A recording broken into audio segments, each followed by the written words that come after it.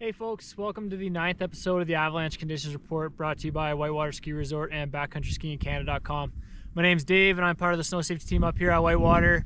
And Tuesday, so we're filming on Thursday, so Tuesday we had warm temps, created moist snow up to 2150 meters on all aspects, elevations.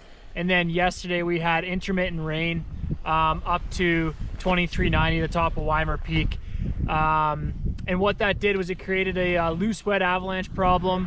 We have some pretty decent size loose wet deposits over in Hummer Face here, kind of out of Cougar's Claw zone. And then it pulled out a decent slab over on Ecstasy on Evening Ridge. The one on Evening Ridge went to size 2.5. And then the pocket right beside it is about a size 2.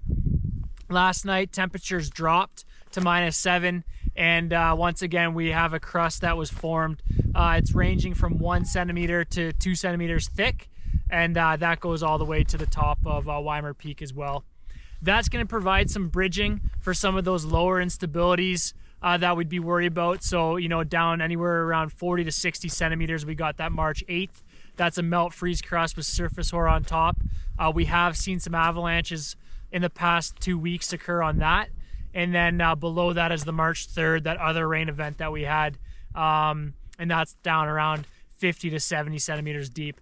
But this new crust that's formed on the surface will help to bridge, and you know, we won't have to worry about some of those lower instabilities. Last night we did have 5 centimeters of snowfall. And skiing in Weimer Bowl, I went up to Half Dome this morning. Skiing isn't terrible. That crust is supportive, and that new fresh snow, you're able to kind of carve it, and so it's not completely ruined. But anywhere where there's those snowballs and some of that loose wet debris, skiing is pretty hazardous. So be mindful of that. Avalanche Canada's calling the hazard moderate in the alpine, moderate tree line, and moderate below tree line. And you know, we're going into a warming trend here.